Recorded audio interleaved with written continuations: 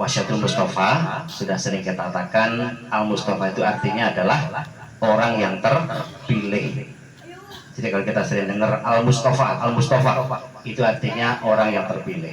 Siapa? Yaitu Nabi Muhammad SAW, terpilih sebagai Rasul atau utusan. Banyak sekali sabda-sabda beliau, hadis-hadis banyak sekali. Di antaranya adalah ini. Ini dinamakan kitab Wasyatul Mustafa, wasiat dari Al Mustafa. Di bab ini ya, bab fasl fit taubat, bab tentang taubat, ini menginjak pada hadis yang keempat dari bab ini.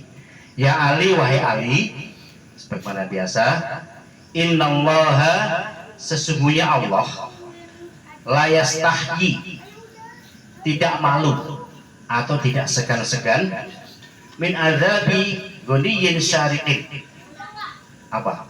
Mengadab atau menyiksa ghaniyin syari'in, orang kaya yang korup. Nanti kita jelaskan. Wa alimin fasikin, dan orang alim yang fasik. Jadi di sini ditegaskan. Jadi Allah tidak akan malu-malu atau tidak segan-segan. Ada orang kaya, namun dia korup. Artinya dapat duitnya dari hasil korupsi. Nah ini udah zaman dulu udah ada istilah korupsi, sarikin itu namanya orang yang korupsi. Makna secara luas, Allah tidak akan malu-malu segan-segan untuk menyiksa atau mengadab orang-orang yang mendapatkan rezeki walaupun banyak dengan cara yang tidak diridhoi oleh Allah. Bisa dengan korupsi, bisa dengan menerima uang suap, bisa dengan mencuri, bisa dengan apapun. Yang jelas itu melanggar syariat Islam. Nah, orang kaya itu sebenarnya dia mendapatkan amanah dari Allah, yaitu berupa harta yang sangat banyak. Karena nggak semua orang kaya. Kalau semua orang kaya repot, ya Pak Ahmad ya. Semua orang kaya repot. Nanti nggak dia butuh apa-apa nggak ada yang mau. Tolong dong, rumah saya dicet. Enggak, saya udah banyak duit. Nggak ada tukang karena orang sebuah udah punya duit banyak banget semua. Nah ini orang-orang kaya yang memang pilihan Allah, itu amanah dari Allah Subhanahu Wa Taala. Nggak semua orang kaya di situ. Ada yang Allah takdirkan dia banyak harta, ada yang Allah takdirkan memang dia kekurangan, sehingga terjadi dinamika keseimbangan dalam kehidupan di dunia ini. Si kaya membantu yang miskin memerlukan yang kaya, saling membutuhkan di situ. Namanya bahasa apa itu? Simbiosis mutualisme. Jadi hubungan yang harmonis di antara manusia, saling membutuhkan di situ. Itu maknanya orang kaya itu. Saya punya teman itu agamanya non Islam, itu membuat bahasa enak. Jadi sebenarnya orang kaya itu, kata dia nih, itu sebenarnya dia bendaharanya Allah katanya. Jadi kalau orang kaya itu bendaharanya Allah. Saya meminjam istilah itu ya. Maksudnya apa? Namanya bendahara, dia harus menyalurkan. Ketika dapat harta yang banyak, diberi titipan Allah harta yang banyak, maka dia sebagai bendahara harus bisa menyalurkan di jalan yang Allah kehendaki. Kemana? Ya tentu membantu sesamanya yang kekurangan tadi itu, digunakan untuk banyak sedekah, banyak infak, sehingga dia menjadi khairun nas, sebaik-baik manusia.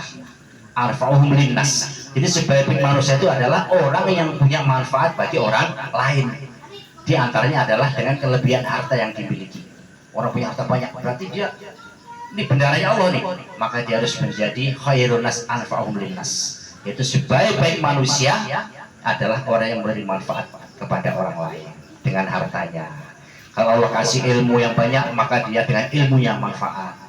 Harta sedikit, ilmu nggak ada, bagaimana dia manfaat? Dengan tenaganya, dengan pikirannya, dengan sumbangsi apanya, banyak sekali agar kita menjadi orang yang bermanfaat bagi sesama.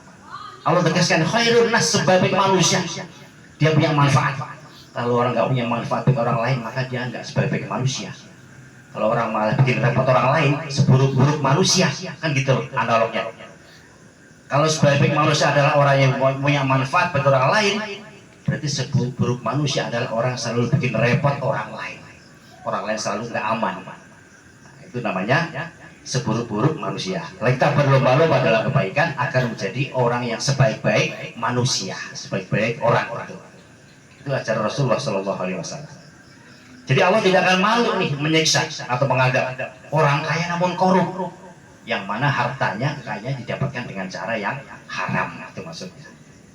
Yang kedua, wa alimin fasikin. Dan Allah juga tidak akan segan-segan mengadab, memberi siksa kepada orang alim namun dia fasik. Siapa orang alim itu? Orang alim adalah orang yang Allah karuniakan ilmu, diberi ilmu, luas ilmunya, ilmu agama terutama.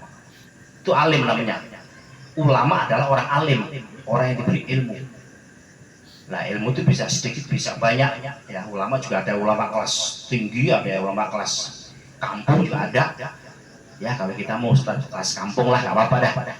Termasuk Allah titipkan ilmu, termasuk pada saya sendiri banyak Allah titipkan.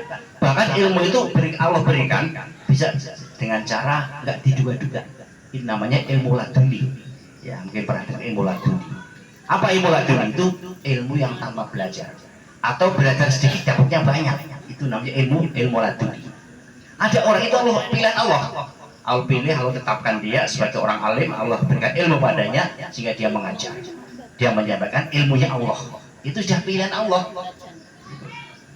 Namun Allah tidak segan-segan kalau ada ulama, orang alim udah diberi ilmu, dapat amanah ilmu untuk disampaikan, dia menjadi teladan, menjadi contoh, namun dia sendiri berbuat fasik.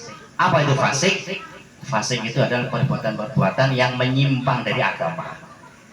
Jadi ustaz udah udah pinter, ceramah kemana-mana, masih senang judi misalnya. Nah, itu namanya fasik.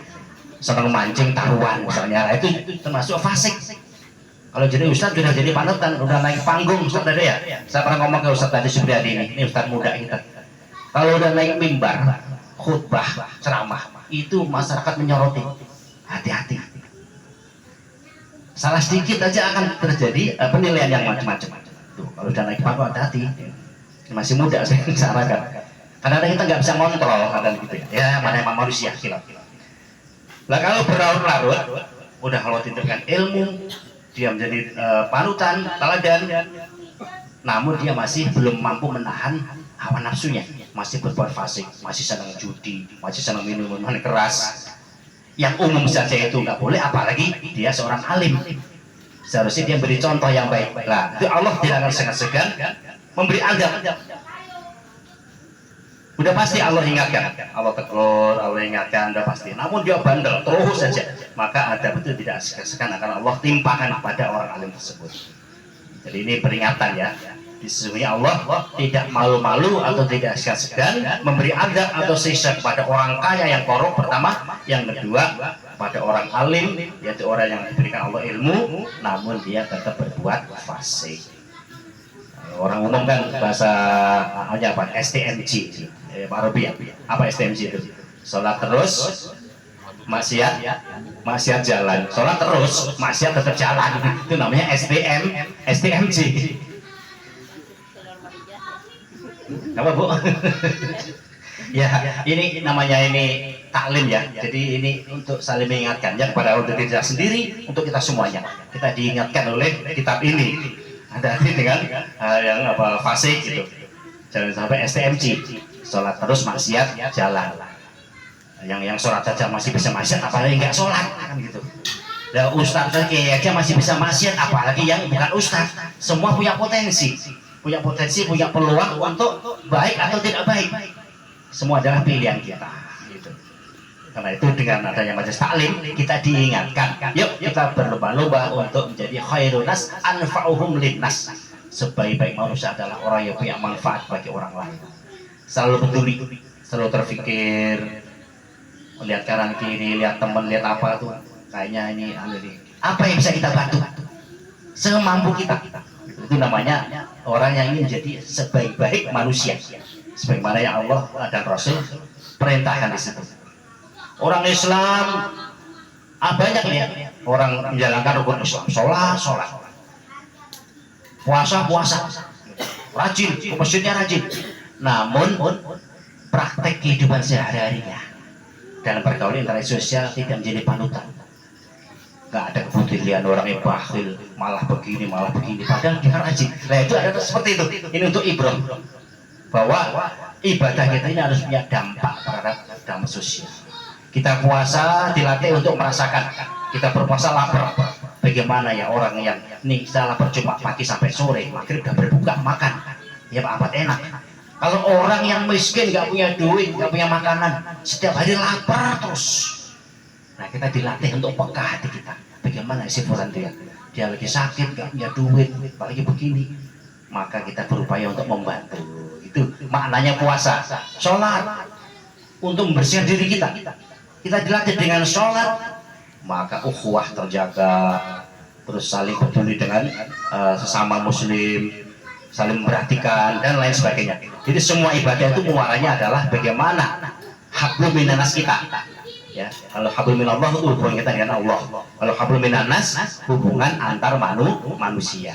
Harus baik dengan Allah dan juga harus baik dengan sesama. Itu yang dimaksud. Kita lanjut wasiat yang kedua, halaman 17. Ya Ali, wahai Ali, kun basyasan. Jadilah kamu orang yang bermuka ceria. Nah ini standar ya. Kun basyasan. Jadilah orang yang bermuka ceria. Fa innallaha, maka sesungguhnya Allah yuhibbul basyasina. Allah senang atau cinta kepada orang yang bermuka ceria, ya, senyum itu. Wa yubghidul abusal karihal wajhi, dan Allah membenci atau tidak suka kepada orang yang suka berwajah cemberut. Ya. Jadi kun basyasan itu berwajah ceria, baca ya, senyum, ditagih. Dekorator tetap senyum, nggak punya duit senyum aja udah, ya lagi bokeh nih, lagi bokeh nih, senyum aja yuk. Dia cemberutnya kalau catur kalah baru cemberut. Artinya dalam dia manusia wajar ya, ketika banyak problem adalah kita support cemberut itu wajar. Namun jangan berlarut-larut. Allah senang pada orang yang suka berwajah ceria, banyak senyum, ya. Namun kalau senyum harus ada orang Muhammad ya. Itulah kita ini makhluk sosial, artinya perlu orang lain, nggak bisa kita hidup sendiri. Kalau orang hidup sendiri itu di hutan belantara, hukum rimba berlaku. Kita hidup makhluk sosial, harus bergaul dengan kanan kiri, nggak boleh egois. Nah disitulah dibutuhkan kita ini apa namanya, kalau kita dengan orang lain dibutuhkan banyak senyum. Kalau senyum nggak ada orang lain repot juga, di jalan senyum sendiri nanti orang lihat ini sudah berapa hari ya, apa obatnya habis ya. Senyum aja butuh orang lain, apalagi hal yang pokok, tetap perlu orang lain. Nggak bisa kita banyak hidup sendiri, bisa, tetap butuh orang lain. Karena itu ada yang kaya, ada yang miskin, ada yang sedang saja, ada yang begini, sehingga saling membutuhkan. Jadi kun basyasan, jadilah orang yang suka berwajah ceria, murah senyum, ramah, ya enak gitu. Nggak mudah tersinggung misalnya gitu ya. Itu latihan, itu riyadhah, kita perlu kita latih. Fa innallaha, maka sesungguhnya Allah yuhibbul basyashina, senang sama orang-orang yang berwajah ceria. Sebaliknya wa yubghidul abusa karihal wajhi, dan benci atau tidak suka siapa Allah kepada orang-orang yang mudah berwajah cemberut, jeketut gitu ya. Dikit-dikit marah, dikit-dikit sewot, dikit-dikit emosi, baperan, pundung apa namanya bahasanya, pundung, gampang tersinggung lah. Apalagi yang punya jabatan dikit, wah tersinggungnya makin berat. Maka ini pelajaran ya, pelajaran bagi kita semuanya, untuk ibadah kita semuanya. Jadi itu aja ya, sedikit ya ilmu yang bisa kita ambil dari sini. Mudah-mudahan semakin memotivasi kita, menambah gairah kita untuk kita berlomba-lomba dalam kebaikan. Terima kasih atas perhatiannya. Untuk itu doa penutup, doa terakhir namun pada akhir-akhir Bapak Ustadz Ramang.